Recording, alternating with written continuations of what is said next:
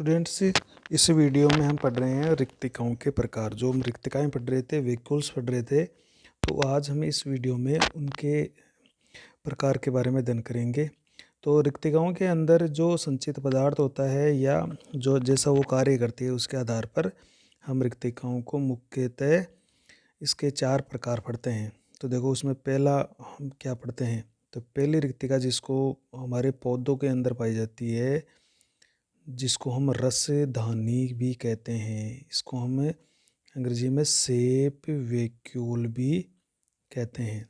ये हमारे पादपों के अंदर, जो पादप कोशिका है उसके अंदर पाई जाती है और के 90% स्थान को ये घेर लेती है। तो इसमें सभी अजैविक या अपशिष्ट पदार्थ पाए जाते हैं। तो इसका कार्य क्या है, तो वो अपन इसके डिटेल में देखेंगे। दूसरी जो रसदानी होती है उसको हम कहते हैं संकुचनशील रसधानी। देखो, ये संकुचनशील रसधानी होती है जिसको हम कहते हैं कॉन्ट्रैक्टाइल वैक्यूल।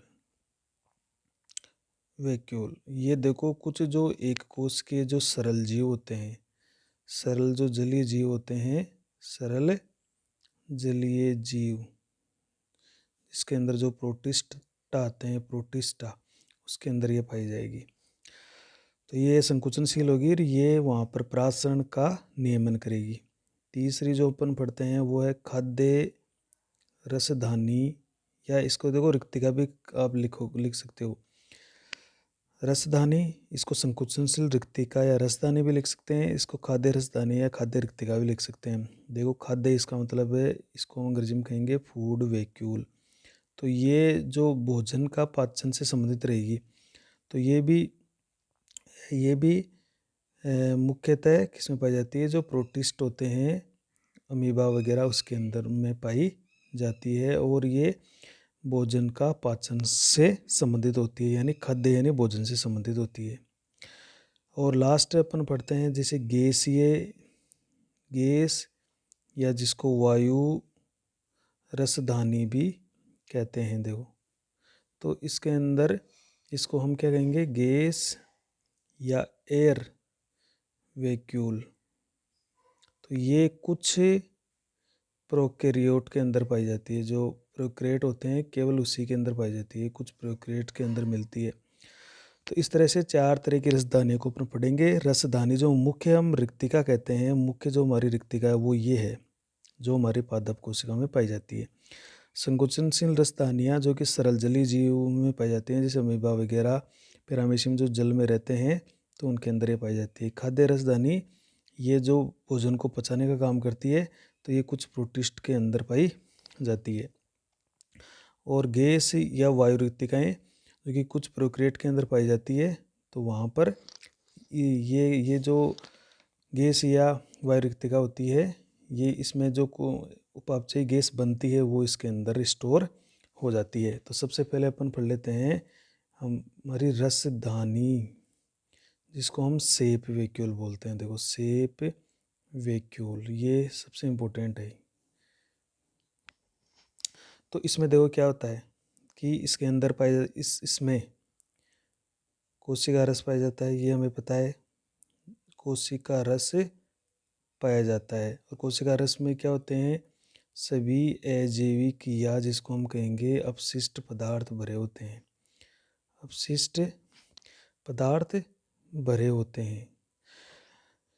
अब इस होगा क्या कि ये जैसे ज़्यादातर पादप कोशिका का ज़्यादातर स्थान ये घेर लेती है। हमने पादप कोशिका पढ़ा था, हमने कहा था कि ये ज़्यादातर 90% स्थान घेर लेती है, इसलिए केंद्रक भी परिधि की तरफ चला जाता है। और जो बाकी का कोशिका द्रव्य है वो भी देखो परिधि की तरफ चला जाएगा, क्योंकि बीच में ये 90% स्थान घेर रही है, तो बाकी का जो कोशिका द्रव्य है वो इसके चारों ओर देखो इस तरह से इकट्ठा हो जाएगा। इस प्रक्रिया को या इस स्थिति को बोलते हैं कोशिका दृति।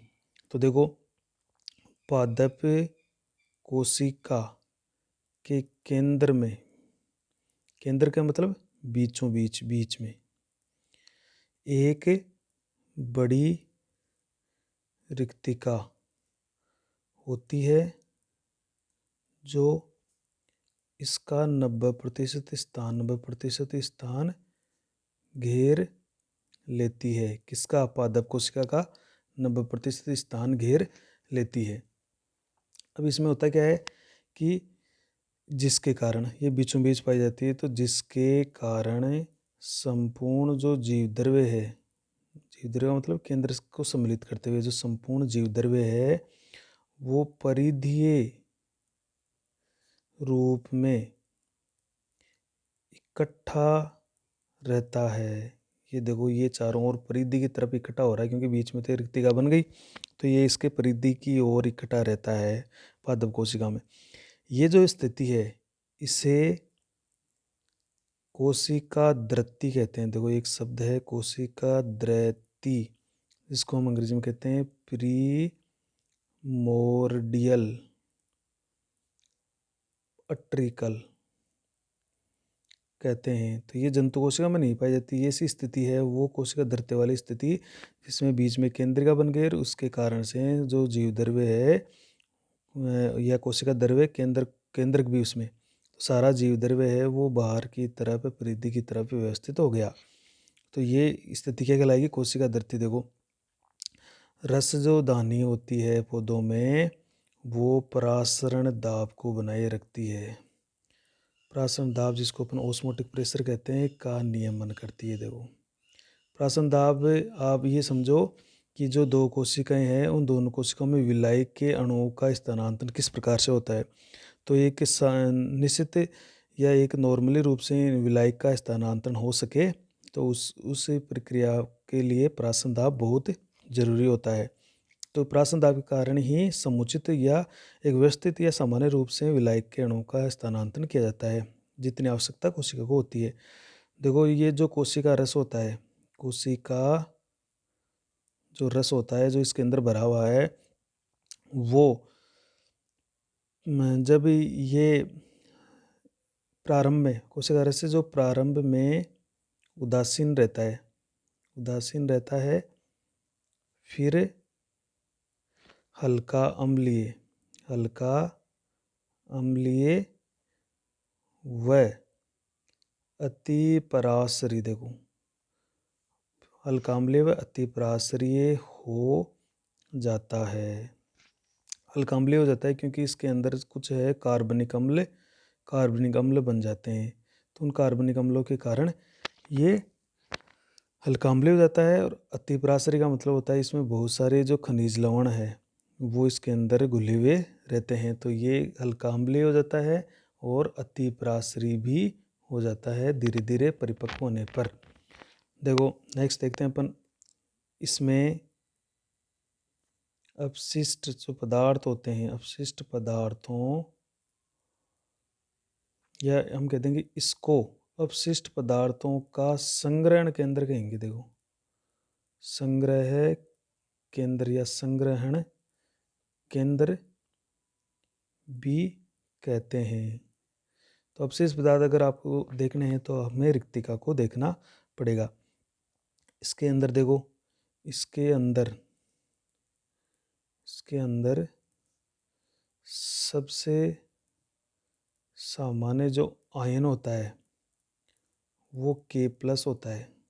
जो सेल शेप के अंदर जो सर्वमान्य जो आयन होता है, सबसे प्रमुख आयन, वो इसके अंदर पोटेशियम आयन पाया जाता है। यह समस्थापन को बनाए रखती है, समस्थापन में भूमिका निभाती है। मतलब वातावरण के अनुसार कोशिका अपनी जो खनिज पदार्थ या विलायक के जो बैलेंस है उनको बनाए रखती है। तो यह समस्थापन में भूमिका निभाती है। यह खनिज लवणों व खाद्यान्नों का संचय व सांद्रण करती है। देखो, तो ये रिक्तिका, इसमें बहुत सारे खनिज पदार्थ और खाद्यान्न भी, इसमें कई कार्बोहाइड्रेट है, कई तरह के कार्बनिक अम्ल है, कई तरह के अमीनो अम्ल है, वो भी इसके अंदर, कुछ कार्बोहाइड्रेट जैसे है ना, कुछ अमीनो अम्ल, तो ये इसके अंदर संचित हो जाते हैं या इनका सांद्रण किया जाता है, इनको स्टोर कर लिया जाता है। ठीक है, ये स्थिति होती है। अब कुछ इसमें विशेष बात पढ़ लेते हैं। देखो ये काम कैसे करती है। तो इसकी जो झिल्ली होती है, उस झिल्ली को हमने क्या कहा था, इसकी झिल्ली को हमने क्या कहा था, टोनोप्लास्ट। इसकी झिल्ली को टोनोप्लास्ट कहते हैं। इस झिल्ली में वाहक प्रोटीन होते हैं। वाहक प्रोटीन की उपस्थिति के कारण यह सक्रिय परिवहन दर्शाती है। मतलब जो इसकी जैसे ये जो रिक्तिका है, इसकी जो झिल्ली है टोनोप्लास्ट, इसमें कुछ वाहक प्रोटीन होती है। तो ये प्रोटीन क्या करती है, ऊर्जा खर्च करके, अगर कोशिका में कोई खनिज लवण ज़्यादा हो गया है तो ऊर्जा खर्च करके सांद्रता प्रवणता के विपरीत उस पदार्थ को अपने अंदर ले लेती है। सांद्रता प्रवणता के विपरीत ले लेती है। सांद्रता प्रवणता का विपरीत का मतलब है कम सांद्रता से अधिक सांद्रता की ओर उसको खींच लेती है। इसमें इस प्रक्रिया में ऊर्जा खर्च होती है, तो इस कारण इसको क्या कहेंगे अपन, सक्रिय परिवहन। कि कोई भी पदार्थ कोशिका को नुकसान नहीं पहुंचाए या कोशिका द्रव्य में अधिक हो गया तो, और ऑलरेडी वो रिक्तिका में ज़्यादा है, फिर भी उसको ये रिक्तिका है वो कोशिका द्रव्य से अपने अंदर खींच लेती है। तो ये सक्रिय परिवहन दर्शाती है। तो पादपों में देखो, पादपों में बहुत सारे आयन व अन्य जो पदार्थ होते हैं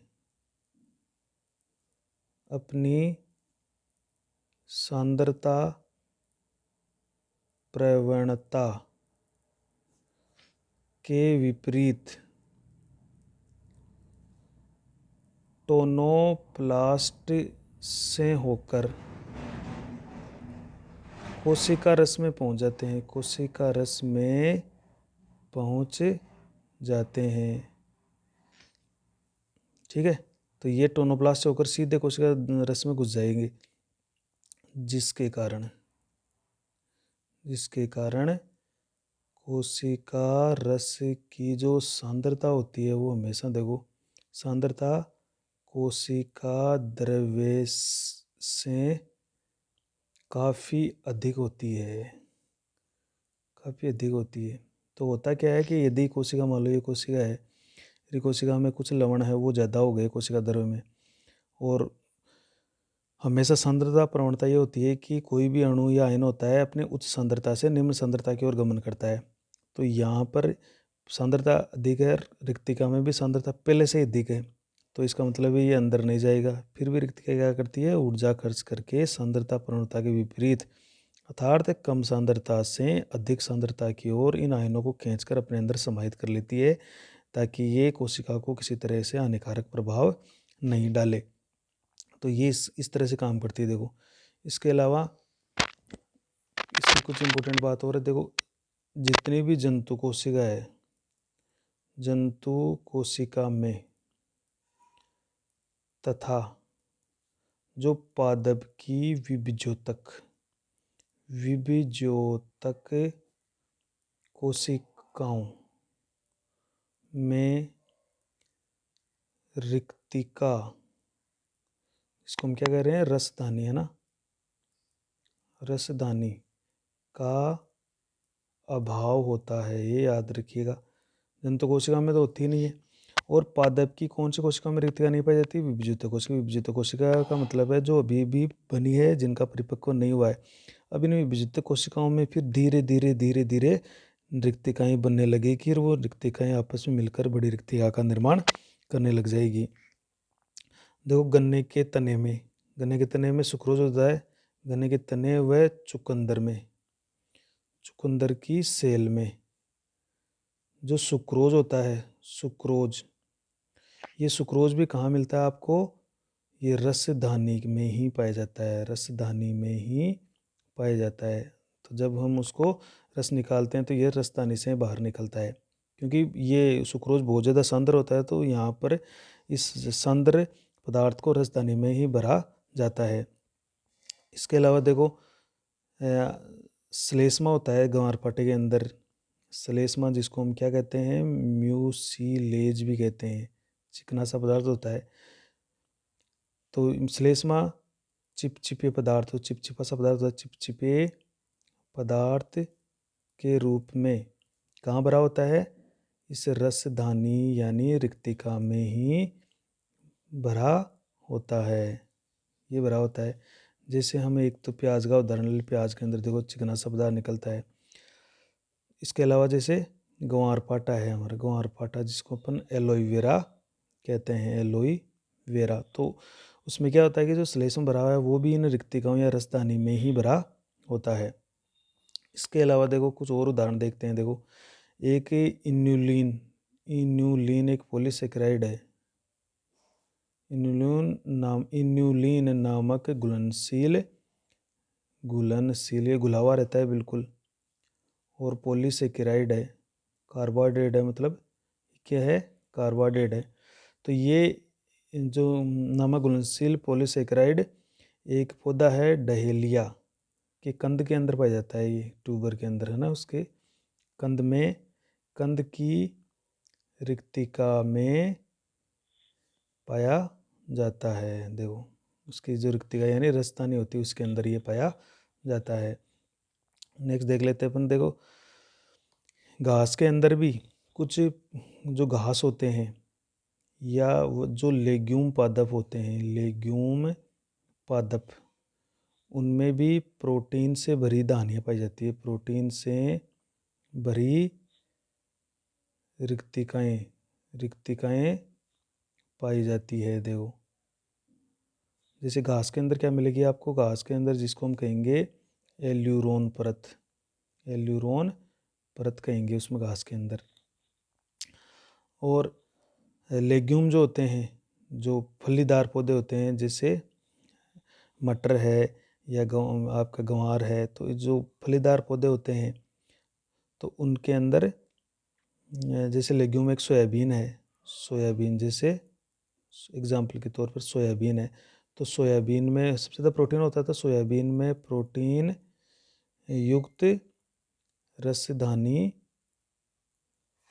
उपस्थित होती है, जिसे हम क्या कहेंगे?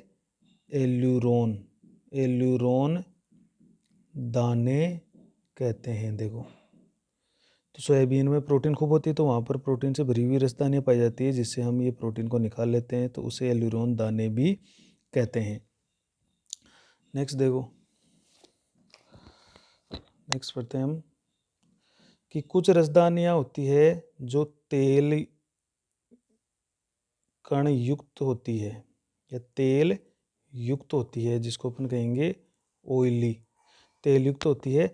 तो उन धानियों को, जो रसधानियाँ होती है, उस धानियों को हम स्फेरोसोम भी कहते हैं। देखो ये प्लांट लाइसोसोम भी कहलाते हैं, स्फेरोसोम कहते हैं। इन स्फेरोसोम को हम क्या कहते हैं?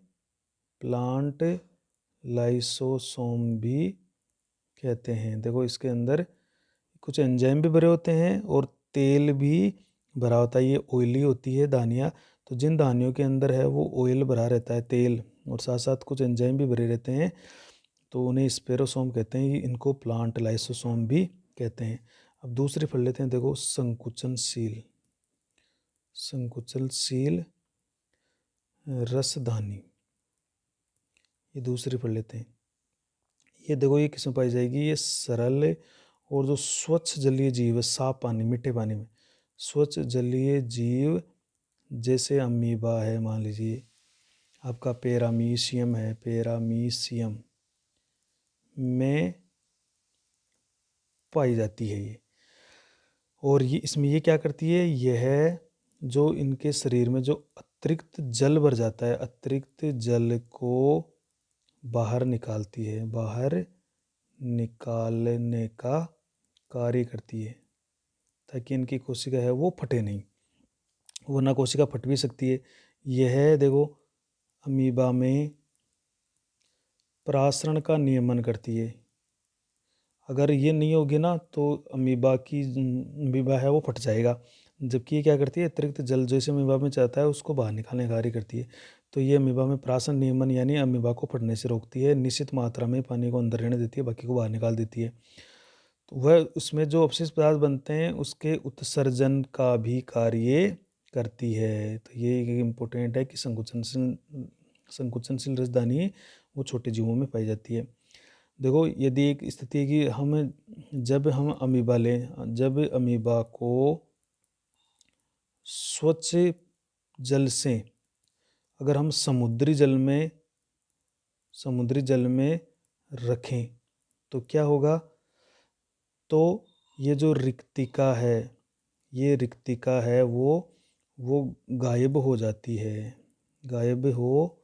यानी विलुप्त हो जाती है। क्योंकि स्वच्छ जल से अपन समुद्री जल में रखेंगे तो इसका सारा पानी है वो बाहर निकल जाएगा, इसलिए धीरे धीरे छोटे छोटे होती ये गायब हो जाती है। यदि इसे पुनः स्वच्छ जल में रख दें तो रिक्तिका पुनः प्रकट हो जाती है। देखो, पुनः प्रकट हो जाती है। तो यदि अमीबा को हम साफ पानी से, मीठे पानी से हटाकर समुद्री पानी में रख दें तो रिक्तिका गायब हो जाती है उसकी, क्योंकि रिक्तिका से पूरा जल है वो समुद्र का पानी सांद्र होता है, उससे पूरा पानी है वो बाहर चला जाता है। लेकिन उसी अमीबा को हम वापस पुनः स्वच्छ पानी में रख दें तो वो रिक्तिका है वो पुनः स्थापित हो जाती है, यानी पूरे प्रकट होने लगती है।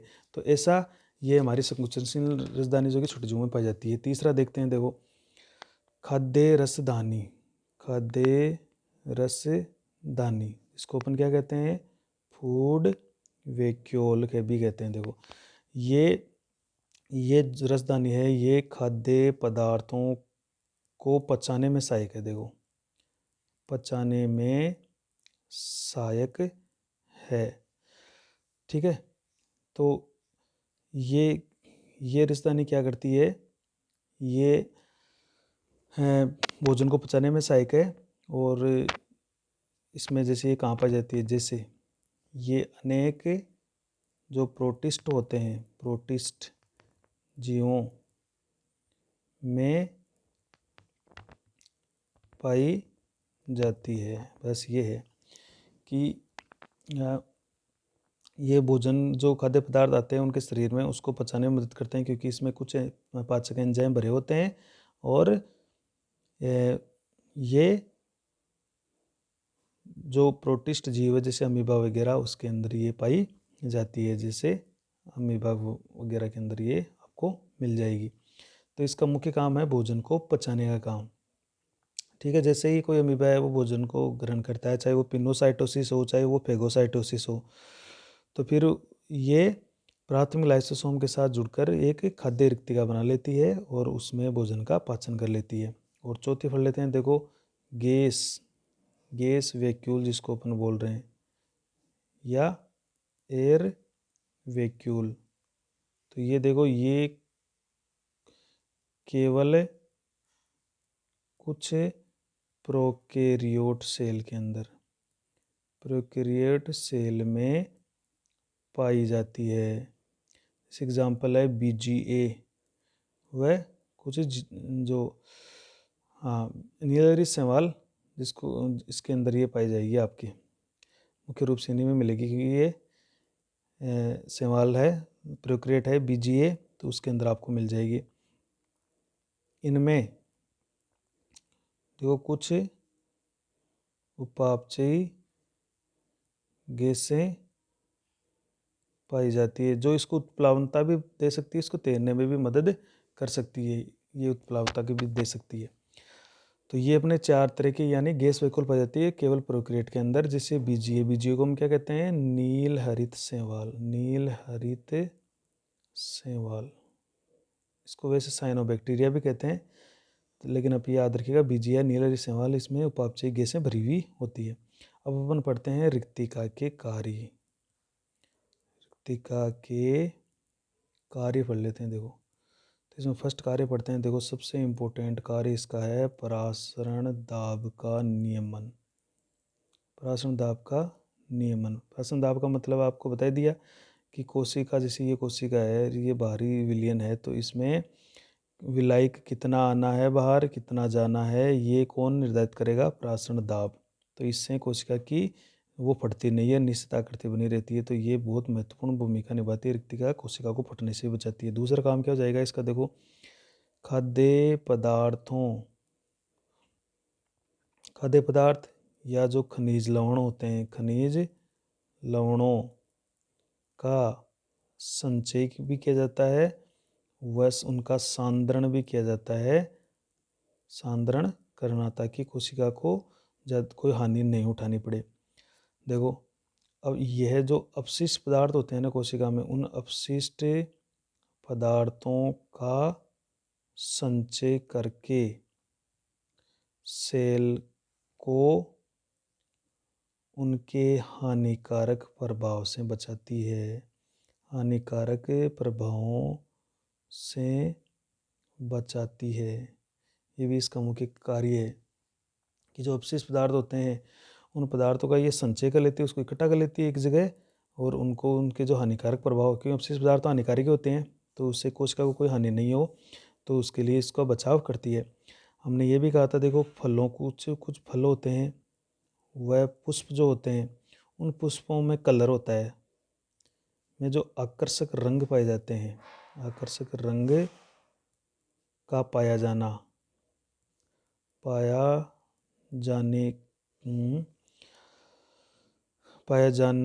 जाने के कारण, देखो, पादप प्रकीर्णन में सहायक होता है, या सहायक होते हैं। तो जैसे एक हमने कहा था कि इसके अंदर जैसे एक एंथोसायनिन वर्णक गुलावा है, तो एंथोसायनिन वर्णक क्या होता है, ये अलग अलग पीएच पर अलग अलग करके रंग प्रदान करता है, जिससे पुष्प को आकर्षक रंग मिलता है और कीट उसकी तरफ आकर्षित होकर आते हैं और प्रकीर्णन में मदद मिलती है। पौधे में ज़्यादा से ज़्यादा जनन क्रिया संपन्न होती है। देखो, कई बार ये देखा गया है कि जो ये रिक्तिका है ना, रिक्तिका नाइट्रोजन पंप के रूप में कार्य करती है। पंप के रूप में कार्य करती है। वो कैसे कार्य करती है, देखो, रिक्तिका में क्या होता है कि रिक्तिका में अपशिष्ट पदार्थ होते हैं, तो उनसे नाइट्रोजन बनती रहती है, तो उसके अंदर रिक्तिका में सदैव नाइट्रोजन उपलब्ध रहती है। देखो, उपलब्ध रहती है, क्योंकि अब ये जो नाइट्रोजन उसमें भरी हुई है, तो ये समय समय पर उपलब्ध रहती है, जो समय समय पर सेल को उपलब्ध करवाती रहती है। देखो, तो ये इसमें देखो सदैव नाइट्रोजन, क्योंकि अपशिष्ट पदार्थ रहते हैं, उनके विघटन होता रहता है, उनके अपचयन होता रहता है, उनके विघटन से नाइट्रोजन बनती रहती है, और वो नाइट्रोजन इस रिक्तिका में भरी रहती है। और जब भी इस नाइट्रोजन प्रोटीन बनाने के लिए कोशिका को जरूरत पड़ती है, तो ये कोशिका को उपलब्ध करवा देती है। तो रिक्तिका नाइट्रोजन पंप के रूप में भी कार्य करती है। देखो, हाँ, ये लाइसोसोम की भूमिका भी निभाती है। लाइसोसोम की भूमिका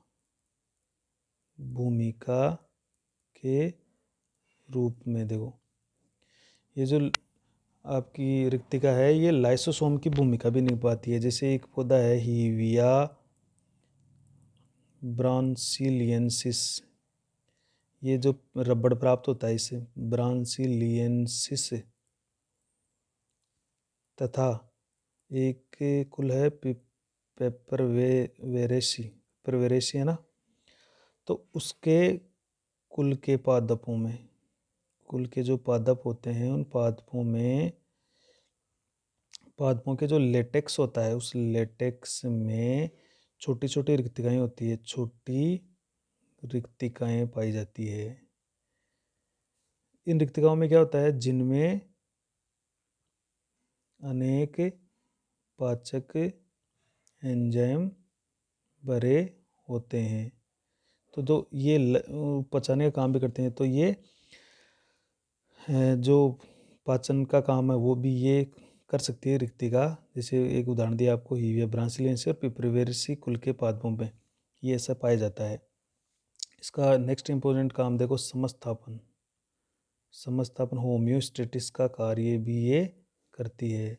नेक्स्ट देखो इसका कार्य, ये कार्बन डाइऑक्साइड डिपो की तरह काम करती है। डिपो के रूप में कार्य करती है। डिपो का मतलब जहाँ पर कोई पदार्थ इकट्ठा हो जाए। तो जैसे क्रेसुलेशियन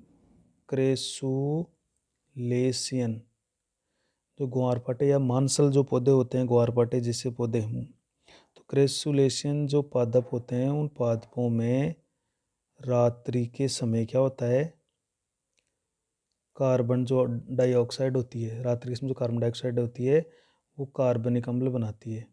अब ये कार्बनिक अम्ल है वो कोशिका द्रव्य में अगर जाएगा तो वहाँ पर उसको नुकसान पहुँचाएगा।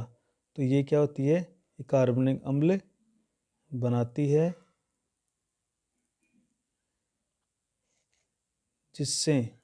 जिसके ऋणायन हैं वो प्रकाश संश्लेषण में भाग लेते हैं। तो क्रिस्टलेशन में पादप होते हैं उनमें रात्रि के समय जो कार्बन डाइऑक्साइड है वो कार्बनिक अम्ल बना लेती है। ये कार्बनिक अम्ल कहाँ इकट्ठी हो जाती है, रिक्तिका में इकट्ठे हो जाते हैं।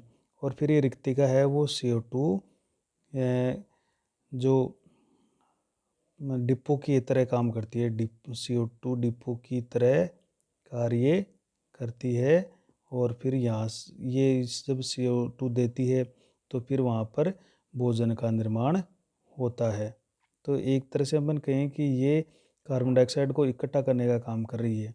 तो इस तरह से ये कार्बन डाइऑक्साइड डिपो के रूप में भी काम करती है। तो ये बहुत ही महत्वपूर्ण आपको कार्य बताएं रिक्तिका के बारे में।